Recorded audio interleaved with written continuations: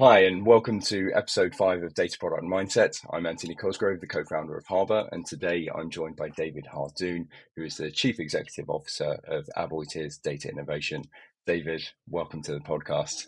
Thank you very much for having me on. So I know a bunch about Aboitiz Data Innovation. We've obviously been working together for a while, but it would be great to hear kind of what you're doing there because it's very unique. I think you guys were super early in seeing a bunch of opportunities. So yeah, tell us more. Yeah, no. Okay, first and foremost, thank you for the opportunity. To talk about kind of what we're doing, I have to give you a bit of a story about the group that we're operating in. As I promise you, this is not a marketing plug. It's just to give the context. So, Please do. Aboitiz Group it's a 150-year-old conglomerate, Philippines based, even though we're actually headquartered in Singapore, and it's very diversified. Financial services, kind of the entire gamut, energy business, distribution and generation and distribution, everything underneath the sun, the exception of nuclear, uh, agriculture, food, cement, construction, airports, Wow. Coca-Cola bottling.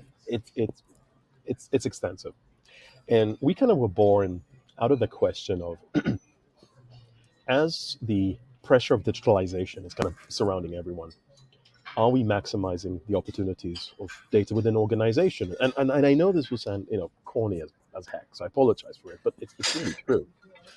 It's how do you make AI real? And the reason I say how do you make AI real, because when you talk, and some of the listeners may relate to this, when you talk to people out in the industry and you ask them, are you doing AI? Almost or largely, the response is yes. Mm. When you ask, is it in operations? Are you running like the business on the back of decisions? Is it productionalized? Usually the answer kind of falls to, well, it's in the sandbox, it's a pilot, it's a proof of concept, it's a proof of value, whatever acronym you Yeah. would like. So that kind of really shows you that there's a bit of a hockey stick kind of situation between all this, you know, plethora of ideas to actually getting it over the mantle. So we were really born to kind of use innovation, use data, use technology, use all the amazing stuff that's out there, but be very focused on how do we make a difference in the business, and which I guess ultimately is measured by top and bottom line. But that's where we were born, and having done it now for a couple of years, we're also working with others in the industry, kind of replicating the things that we've been doing for ourselves. Cool. So you've gone from sort of cutting your teeth internally around how to make that impact on business processes and now replicating the same thing with external, I guess, Exactly. customers, partners, suppliers, that kind of thing. And are those use cases typically kind of cookie cutter and the same, or are you sort of taking the learnings and then sort of reconfiguring them, reworking them in those different environments? So that's a very good question. Now, while ideally you would like to get to the cookie cookie Cookie cutter cutter. type of approach. Oh yeah, that was a tongue twister. The reality when I think about data and process, there will always be a percentage, anything from a small percentage to a substantive amount, kind of also depending about the respective infrastructure, etc., whatnot that needs to be done. And look, let me just give you a couple of examples. And I'm trying to cheek because I usually get kind of like eyebrows raises predicting the quality of shrimp. Right. To Yeah, exactly. Yeah, hey, it's important to compressive strength, like literally dealing with cement, and something that can help actually resulted in our case substantive improvement in operational process, like literally reducing costs, and more Yep. importantly, on the ESG side, actually reduce 35 kilotons of CO2 emissions Wow. quantifiably. To Yep. energy, whether it's about operations and predictive asset maintenance, to the usual gamut of finance, cross-sell, upsell, Yep. financial crimes prevention. Just so we all Yep. clear, it's it's about that. It's about those things, and then more importantly, it's not just about doing the techie stuff. It's Yep. like I mentioned earlier, and I keep on emphasizing is how do you create that pathway to execution and productionalization? Yep. Cool. And obviously here the podcast is really about kind of data products and the Hmm. mindset around data products, which I think you're already sort of sharing some of that in terms of, impacting the business, focusing on the value, trying to expand that as a business in and of itself. How do you think about data products? Like, how do you approach Yeah. data products? Like, what's your take on that space? It's kind of hot right now. A lot of people trying to define it and kind of grapple with Yeah. it. Yeah, what's your take? Well, I don't know if it's a kind of a subtle biasness on my perspective of or heavily influence of Pinky in the Brain, trying to take over the world. But the underlying definition of, in order to answer that question and kind of or dive deeper into it, of a data product, the way I think about a data product isn't actually a data product. It's a business product, and that's what I meant by the Pinky in the Brain. Is because for Yeah. me, data is the business. um, Yeah. it's usually not realized as such that what do you mean data is the business? No, it's the business and it generates data. And I'm like, no, actually, data is the business. And if you look at today, what really differentiates between the winners and the accelerating folks and whatnot are the ones that have made that realization and have truly intertwined the output of a business being data and the data Hmm. representing the business in terms of continuous underlying improvement. So it's kind of going back as a circular to your question. It's a business product, and it's a business Okay. product that ultimately is used. Now, from a techie perspective, naturally you can have a data product, an actual data structure that's feeding into different facets of a business or different applications. Absolutely, I get you. And I know this may be a bit of a semantics element, but to me, to get it to work, to get it to be used, and we kind of were joking offline that one of the realizations in the world of data, and I think this may be a shocker to some people out there, business doesn't care about data. Right. Yeah, so you need to change the terminology and realize that no, this is a business product that's being fed and facilitated by underlying data. That's to me how it's absolutely critical to have that perception, because then how you use it, how it gets operationalized, how you monetize it, how you measure it becomes um, easier to a certain extent. Okay. So essentially, the data is a sort of critical component and dimension of it. But the whole thrust for you is it comes from the business, it represents the business, and it goes back to the business to It is effect the change and business. deliver value. It is the business. It is the Love business. that. Amazing. And kind of when you think about the products you've built and you think about that concept of, what it is, whether it's sort of getting the right type of concrete or kind of getting the best type of shrimp with a particular inputs, outputs and conditions, whatever it happens to be, what are kind of the critical lessons you've learned along the way in terms of doing that well and getting good results? Well, phew, I would say, okay, look, there are many. There, there are really many. I think one could literally write a book on those kind of aspects. But if there are two critical takeaways, at least for me, and again, I don't want to sound corny or just, regurgitating catchphrases, but data in its entire stack of data, meaning whether it's a data model, as an actual data structure, all the way to a data product, meaning let's say an application or AI, or, again, doesn't matter how you look at it. It truly is a journey. And what that means, and what does it mean in terms of internalizing it, is while you may be able to take some shortcuts or some steps to accelerate the journey, it has to be a journey. Let me make it that bit more concrete. Okay. So let's say you're talking about the shrimp prediction or cross sell or whatever. And usually, when you have a conversation with a business, they'll be like, "Oh, David, we want 95% accuracy. We want, some number that they will kind of conceptualize as that's where we want to be." Well, what's the baseline? Where are you at now? Mm, Now, okay, if you're at 80% now and you want to go to 90, fair enough. But it's not uncommon when someone says, "Oh, we want to hit 90, but your baseline is 60 or 40." That's where, like, if I speak, if I've been had the opportunity to speak to my younger self, I'll be like, "Relax," because obviously, like, yeah, let's do it. Let's make you. Even though you can hit 90, if it's currently 60, hit 75, hit 80, because however counterintuitive it may sound, it's also more believable. Even though you may know you can hit mm, 90, it's more believable. It's more realistically to operationalize. If I come to you and I'm saying, I can give you a plane that, let's say, I don't know, let's say a car that goes, let's say 100 kilometers today. safely. And tomorrow I can say, I can give you a car that can go 1,000 kilometers an hour. Are you going to drive it? You may go like, well, okay, that's really cool, but we're just going to watch someone else do it. If I say, well, no, I can give you something that can do 200, 250, you'll be like, oh, awesome, let's try it out. Same thing. It's a journey, and we need to take that on the journey. Same thing with quality. You can't go from zero to hero. Believe it or not, you actually need to sequentialize it. It's a contextualization. And okay, the first word that popped into my head is conditioning, but I don't mean it in that sense.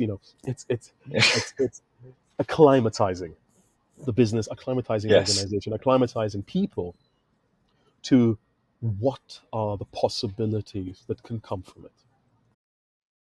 And just on that lesson learned, I guess it kind of feels like there's two dimensions to that, right? There's the kind of what can I build, and how good does it need to be? Like, do I need perfection?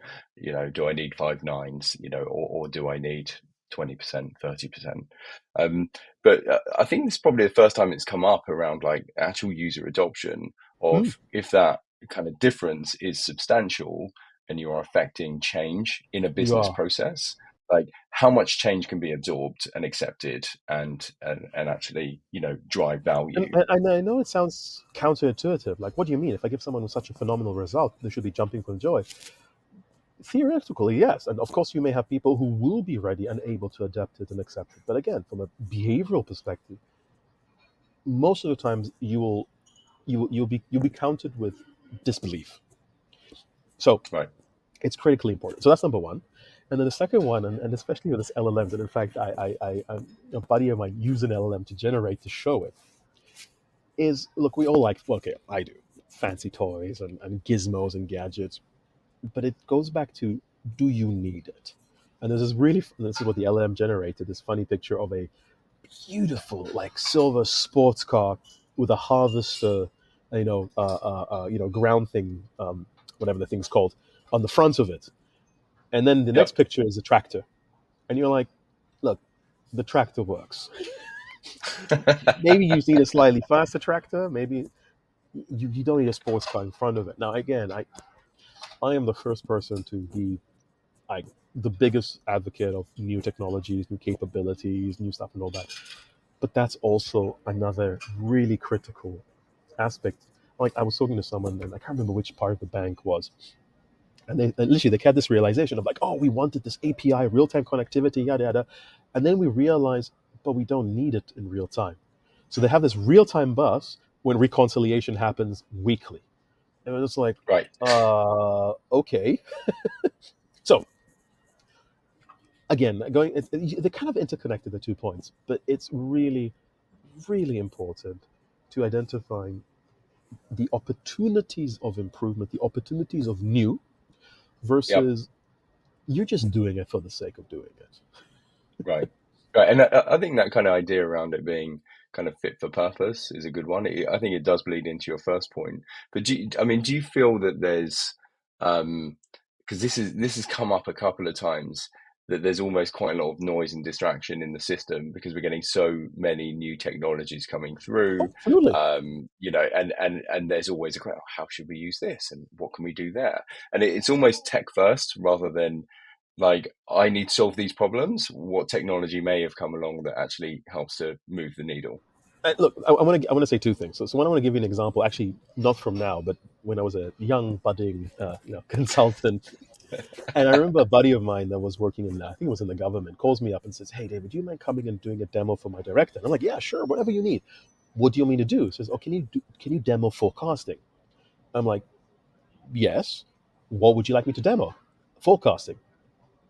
"Yes." "What would you like me to demo?" And so that's another example of, sometimes it's like, oh no, but we just have to use it. Like, I'm sure you've been in conversation, I've been in conversations of like, oh, how do we use our data?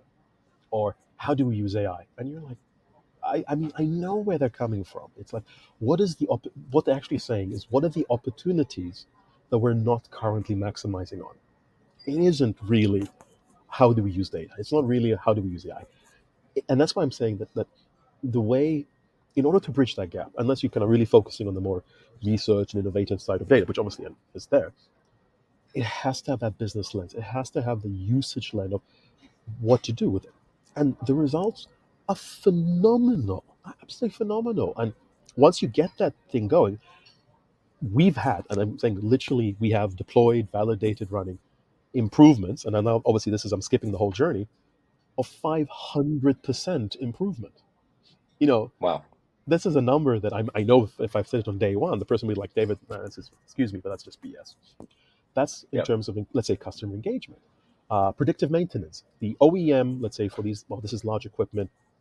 It was in boiler tube, so this is in coal plants. Is usually 4 to 5 days. It gives you early signs in terms of failure. We took that 4 to 5 days using data models, data products, and then a business, and pushed it all the way to 15 days. I mean, these are significant things. Oh, the example that I mentioned earlier, even on the shrimp, on cement, I can keep on going.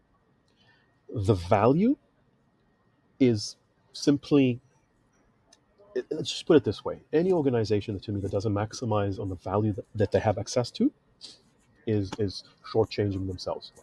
However, the difference between conceptually thinking about it and truly using it is that shift in mindset of, let us look at it from the business lens. Look at the stuff that really ultimately will make an underlying business. And if I quote, just for reference, the Donald Rumsfeld slide: you know what you know, you know what you don't know, you don't know what you know, and you don't know what you don't know. Yep. You Yep. never start from you don't know what you don't know.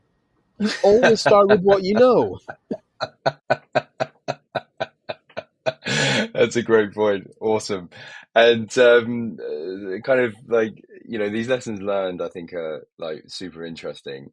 But whenever we have conversations, I guess Aboitiz is a great example of this, where in my mind, from everything I've seen, you were ahead of the market in terms of driving AI and driving it into productionized use cases that deliver business value.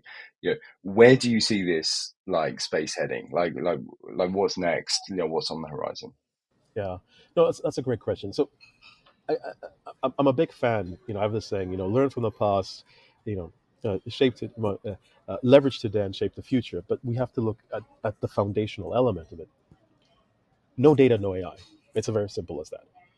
Yep. So, however, sometimes it may be difficult, challenging technologically, call a spade, sometimes political. It is absolutely crucial and critical. I nearly combined it into one word: crucial, uh, to unlock it. Because once you are able to unlock it, those downstream opportunities, and where I believe it's heading, can truly be facilitated. And let me give you another example, because we are a conglomerate. We do look at different industries. One of the examples, let's say, in the Philippines, of financial inclusion, financial sustainability, where you're Hmm. trying to onboard people who are thin file, no file.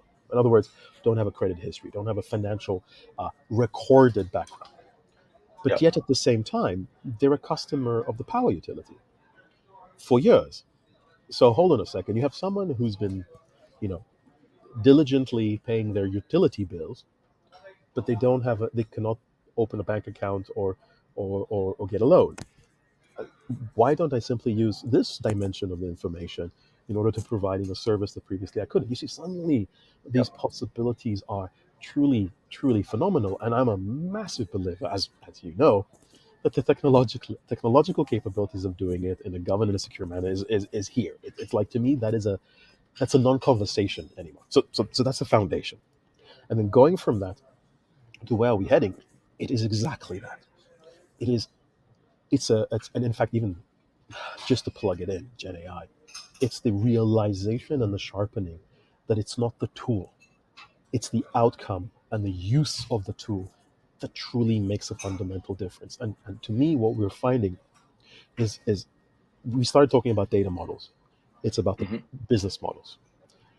And just like about data monetization, which I actually don't believe in data monetization, I believe in business monetization, product monetization. In other words, it's not about what does the data cost me, it's what the access to the data costs me. And then what is the commercial agreement on top of that arrangement, what it is. Because it could be the exact same data, which may result, as my example kind of that I was mentioning earlier, let's say in a financial lending opportunity. Well, maybe there it's a certain type of financial commercial relationship, but maybe the exact same data could be used for something else, which will have a different commercial arrangement associated with it. The way we need to think about it and the way we're heading to is business products, because data is the business. The business is data. Awesome.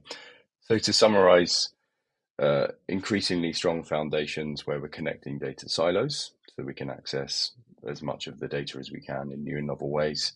And then this kind of overlay of starting to think in a bit more of a sophisticated way. I think we've got a bit of background noise because you've joined us from an airport lounge, which I really appreciate. But this sort of slightly more sophisticated sense of where's the value, what does value look like, how do we capture it, how do we measure it, as opposed to this very simplistic, like I create some data and I'm selling it to you for $10. Let me give you another example of it. And this is like usually when you walk into, let's say, a traditional setup in a traditional room, and the moment you bring up the term, oh, let's talk about a data sharing agreement, you will literally see the blood run on everyone's faces. Because usually the catch 22 of a data sharing agreement is, oh, what's the purpose? Well, Right. we don't know what the purpose. We want to see the data in order to identify the. You see, so that's exactly what I mean. It's the anchoring on the purpose is providing a service. The purpose is providing a product. The purpose is providing a new capability. Data is simply a facilitation of it. And that today we can, be it in providing access, whether it is in actual sharing, whether it is simply in terms of integration and facilitation. I mean, the various, not just terms, but means of now actually um, creating this ecosystem of data, one has to realize that that is just that. It's a highway. And what I mean, it shouldn't be the focus. I mean that it actually is almost like a solved problem. The focus should not be now, this is what we want to do. The purpose is we want to create, or we want to improve the underlying services that we have. We want to create new financial products which are A, B, and C. We want to find a new way of creating shrimp that adheres to. We need to focus on those angles. And what we will find is an improvement or an extension of existing facilities. And we will see new products. I mean, again, like, not to overly, you know, beat this fish up, but why has generative AI just suddenly just ballooned and just blew up like it has? Again, shocker, has nothing to do with the AI. What resulted in is the interaction with the application, the ability of having a conversation. We go like, whoa, it's answering my questions, in like literally we're having a conversation. Yes, there is AI. Yes, there's cool stuff beneath it. But let's be honest, that cool stuff actually existed for a while. It's the ability of putting together. So same thing now about data. If anything, we need to be focusing on how do we put it together so that that downstream application, me, the business product, has that same result of people going, whoa, that is phenomenal. That it's like, it's almost obvious and we should be doing it. Amazing. Great. Well, look, we're going to have to end it there, sadly. But thank you so much for joining us. That's been a super interesting conversation, and My probably the pleasure. first And and last time always to hear happy to do it people talk again. about shrimp-based data products, which is excellent. So, if anybody's listening and wants to learn more about what David's up to, you can follow him on LinkedIn. Also, check out aboitizdatainnovation.com. And if you're building data products, a data marketplace, or a data mesh, check out harbrdata.com. Thanks for listening.